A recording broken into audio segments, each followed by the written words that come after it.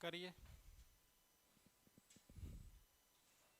इस सवाल को करिए। आपसे पूछा है y upon Z log x y z, x upon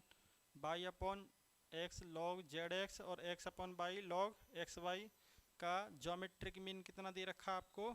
M. तो एम की वैल्यू ज्ञात है, एम की वैल्यू आपसे पूछिए, फटाफट कीजिए। इसका आंसर एम की वैल्यू में कितना आ रहा है, एम इज इक्वल टू 1 आ रहा है, एम इज इक्वल टू 3 आ रहा है, एम इज इक्वल टू 6 आ रहा है, या एम इज इक्वल टू 9 आ रहा है।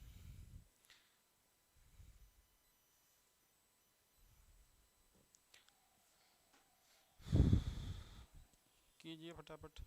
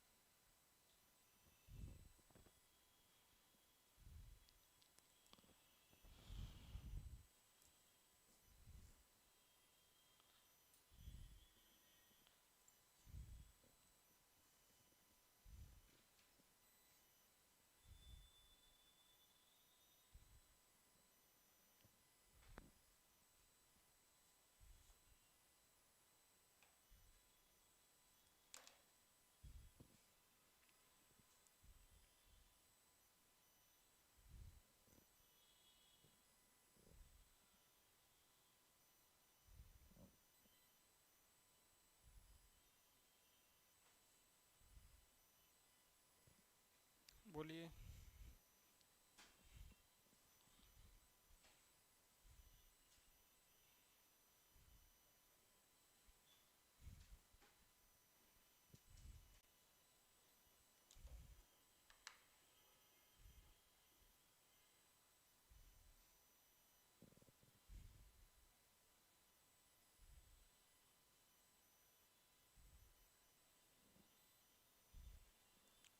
क्या आप कर पा रहे हैं?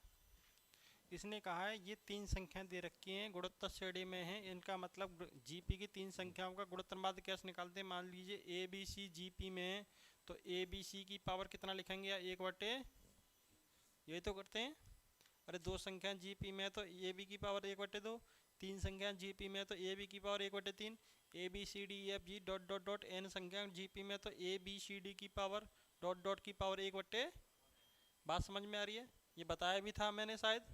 तो इसका मतलब ये संख्याएं 3 जीपी में दे रखी हैं, तो आप क्या करेंगे, इनका प्रोडक्ट कर देंगे। प्रोडक्ट करेंगे तो कितना आएगा, बाई अपॉन जेड की पावर कितना है, लॉग बाई जेड, है ना, इंटू लॉग कितना है आपका, बाई अपॉन एक्स की power log Z x, into कितना है आपका एक्स अपॉन वाई की पावर कितना है, लॉग एक्स और बाई। ये बात क्लियर है? अब आप एक बताइए, अलग अलग बट्टी करेंगे, यानी बाई पे भी पावर है और जेड पे भी पावर है, तो इसका मतलब बाई की पावर कितना हो गया, लॉग बाई जेड हो गया ये, और नीचे देखेंगे जेड की पावर कितना हो गया, लॉग बाई जेड हो गया। समझ रहे हैं ना? अब ये बाई की पावर और बाई कहाँ है, ये भी तो बाई है, तो ये देखो अलग अलग करेंगे तो ये वाला पावर बाई की पावर कितना होगा, लॉग जेड एक्स आ जाएगा, और ये वाला कितना आ जाएगा नीचे, एक्स की पावर लॉग जेड, इंटू ये देखें एक्स की पावर लॉग एक्स और वाई, ये कितना हो गया, वाई की पावर लॉग एक्स और, बात समझ में आ गई? अब गुणा में देखो वाई ये रहा और वाई ये रहा और वाई ये ऊपर गुणा में पावर जुड़ जाएंगी ना, और ये वाली पावर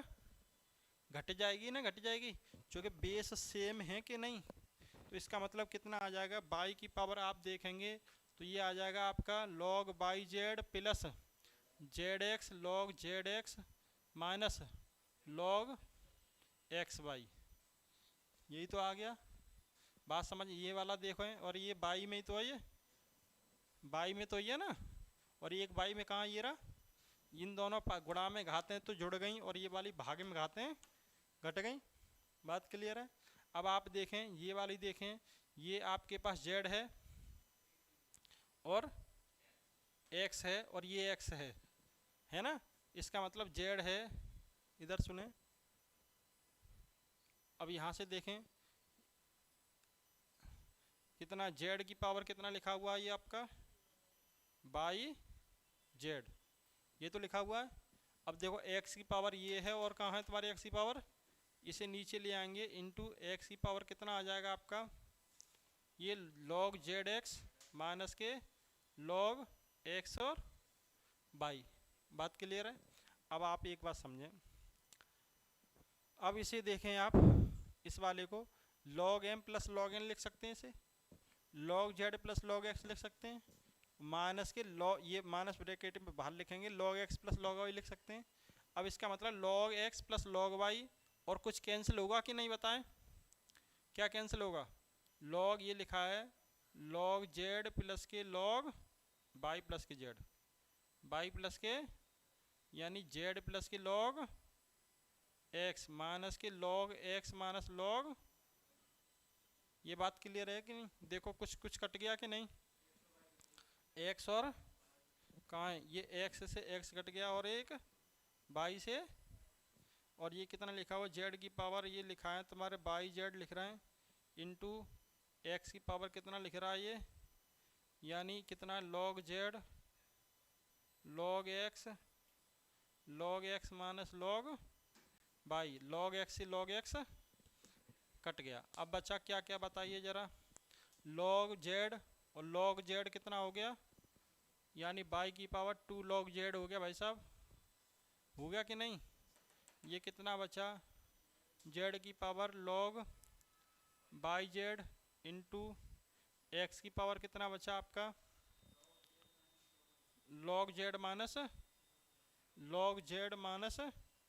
log बाई यानी कितना बन गया आपका आ गया log z बटे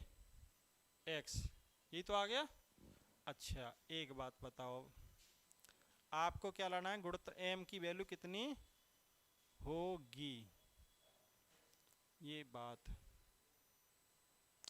2 log z अपॉन z की पावर बाई z प्लस के log z अपॉन x। हाँ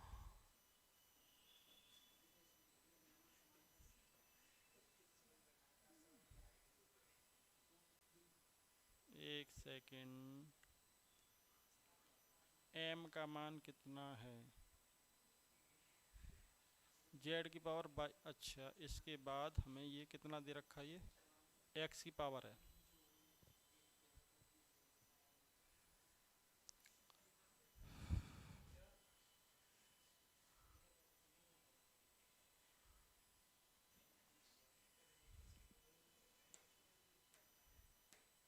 ये अलग अलग बन गए तुम्हारे x और z।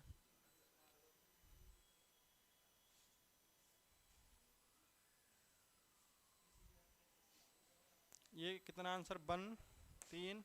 6 और 9, आंसर ए दिया है।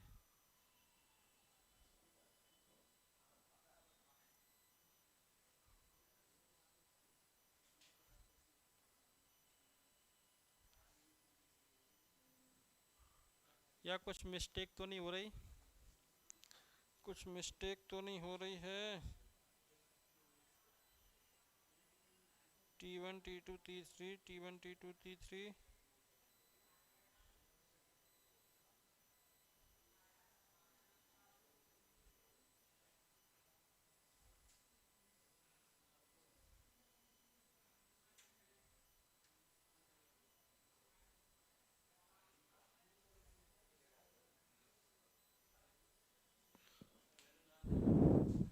की पावर 1/3 भी तो करना है हमें, चलो उसे तो 1/3 कर लेंगे। अच्छा चलो ये एक मिनट रुकना बच्चों, इसने क्या किया है 1 2 3 मान के तो हो जाएगा, 1 2 4 मान के तो हो जाएगा। रुक, रुक जाओ, लॉक में मामला है, ये आ गया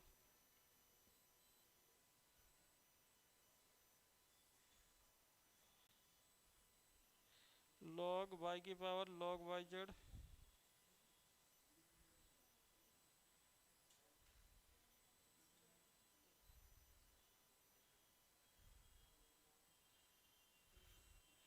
ये दे रखा है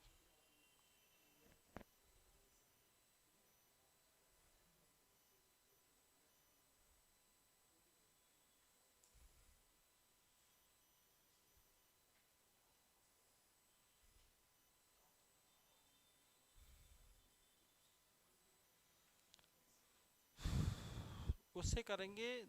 तो लंबा पड़ेगा, 3 की वैल्यू निकालनी पड़ेगी, इसने न्यूमेरिकली वैल्यू दे रखी है।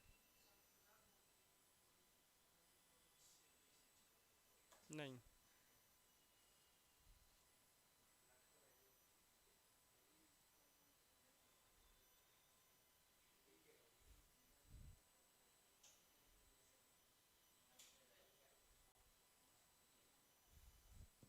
एक सेकंड बच्चों,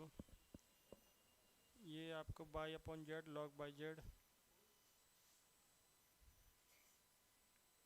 by upon Z log by Z by upon x log इतना, ये log M plus log N, by upon Z log by Z T to Z upon x log Z x upon Y log Y, 3 पदों का गुणनफल इतना, T1 T2 T3। तो इसने अब क्या किया है, इसने अलग अलग ब्रेक कर दिया, ये बाई की पावर लॉग बाई, बाई की पावर लॉग जेड,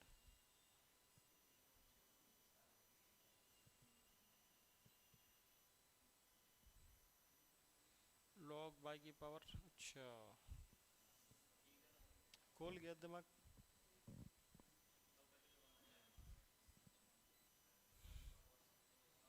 देखो हो गया सवाल, कितना ट्रिकी पॉइंट दे रखा है,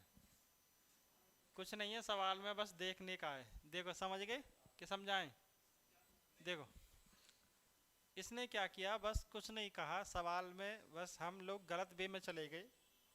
गलत तरीका में चले गए, कुल मिला के ये है, आता उससे भी लेकिन लंबा पड़ता। ये T1 मैंने तीनों संख्या गुणनफल किया था, अब तीनों संख्या गुणनफल किया, ये लिखा हुआ तीन संख्या, ठीक है, मैंने अलग अलग बट्टे किया था, यानी इस पे भी पावर ले दी, इस पे भी पावर ले दी। इसने क्या किया है, बाई की पावर लॉग एक्स, बाई की पावर लॉग बाई जेड ही तो आएगा, और जेड की पावर लॉग बाई जेड आएगा।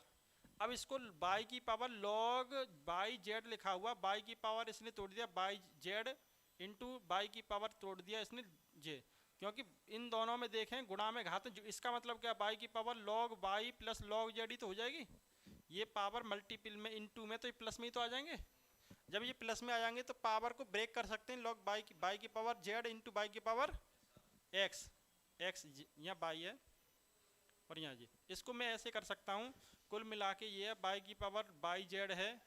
बाई की power log y plus by की पावर जेड, सही है। अब बाई की पावर क्या लिख दिया इसने, बाई की पावर बाई इंटू बाई की लॉग, यानी बाई की पावर कितना लिख दिया, लॉग जेड, क्योंकि गुणा में घातें कैसी हो जाती हैं,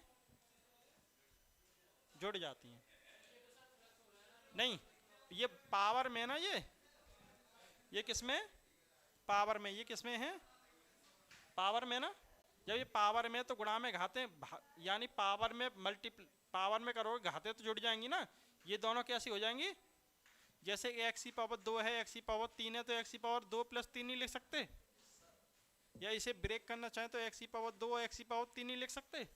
तो इसका मतलब इसने क्या किया, इसने ब्रेक कर दिया इसने, यानी बाई की पावर कितना लॉग बाई हो गया इंटू बाई की पावर कितना है लॉग जेड,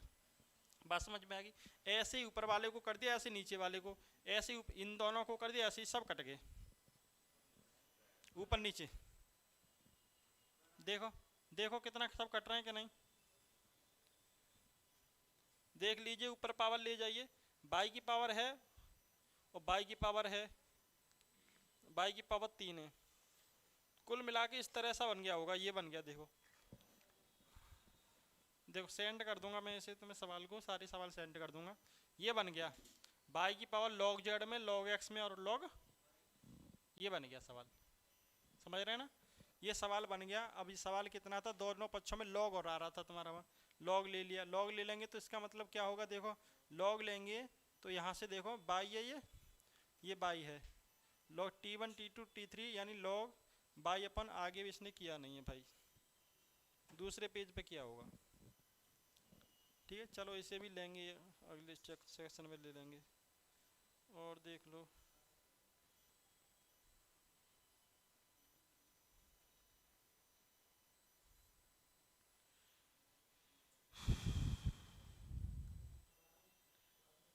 इसे, देखना जरा, पढ़ो पढ़ो, पढ़िए।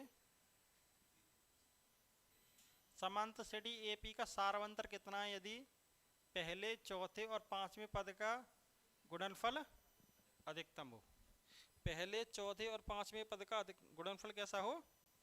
सारवांतर कितना है? सारवांतर ही तो पूछ रहा है। अब मान लीजिए सारवांतर को कुछ भी मान लें, इसने क्या है, प्रथम पद ए मान लिया, सारवांतर डी मान लो, एक्स मान लो, कुछ भी मान लो। पहला पद यानी इसीलिए ए प्लस 5x,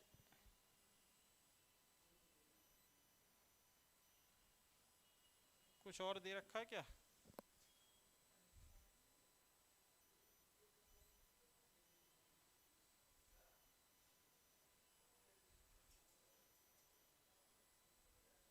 हाँ ये सवाल है, ऊपर से सवाल है। जब हम भी देखने लगे मैंने कि सवाल क्या है यार, आधा सवाल दे रखा है। यानी उसने कहा है किसी समांतर श्रेणी का छठवां पद कितना दे रखा है और सारवांतर एक से कितना है, इतना तुमसे कहा है कि छठवां पद दे रखा है 2 और सारवांतर कितना है, 1 से अधिक है, उसका सारवांतर 1 से, यानी एपी का छठवां पद दे रखा है, एपी का छठवां टी 6 दे रखा है, कितना दे रखा है, ए प्लस 6 माइनस 1 5d, यानी 5x माना तो x मान लेते हैं। इसका मतलब यहाँ से समझें a माइनस 2/5 बराबर कितना आ जाएगा, ये x आ गया कि नहीं। यहाँ से a प्लस 5 ये आ गया, a प्लस 5x बराबर कितना आ गया 2। अब आप समझें, अब इसने कहा है कि श्रेणी का पहले, चौथे और पांचवें पद का गुणनफल कैसा हो, यानी t1, t4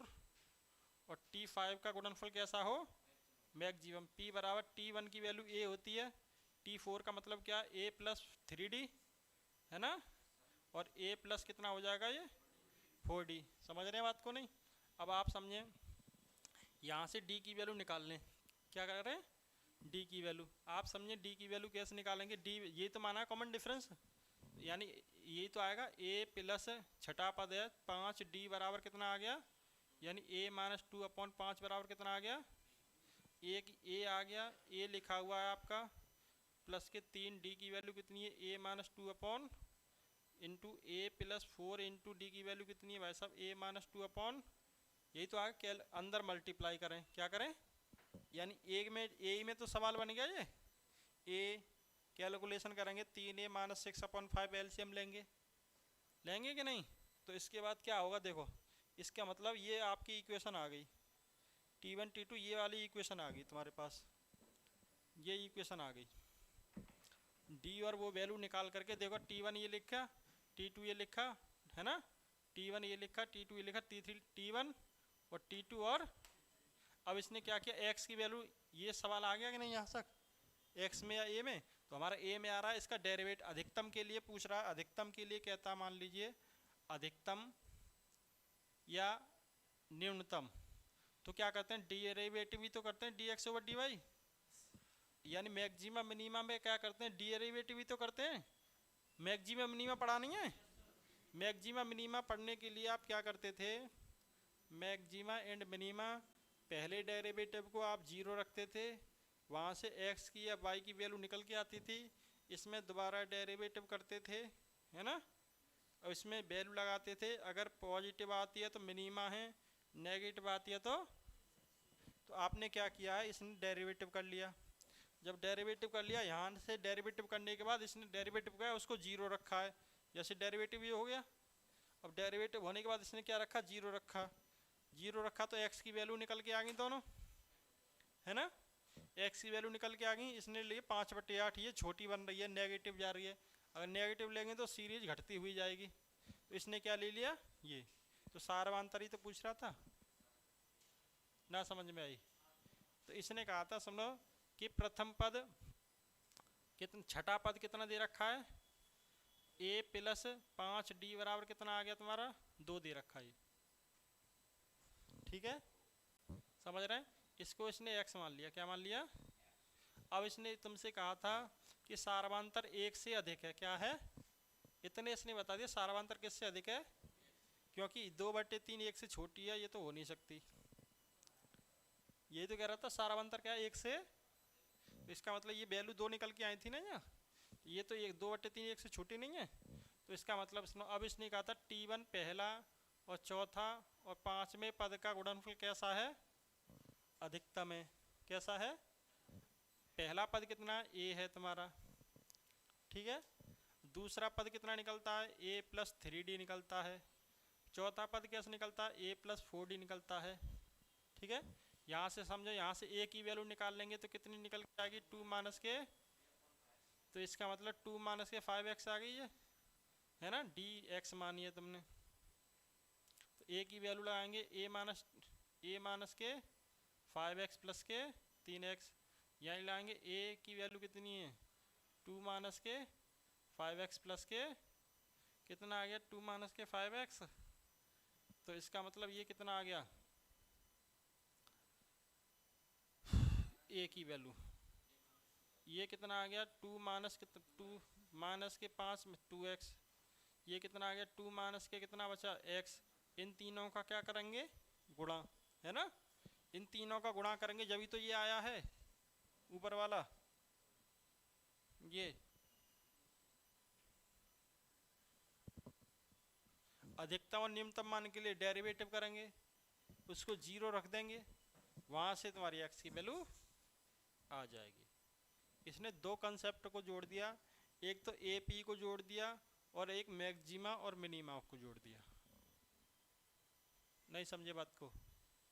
इसने दो कंसेप्ट को जोड़ दिया, एक ए पी को जोड़ दिया है और एक मैक्सिमा और मिनिमा को जोड़ दिया।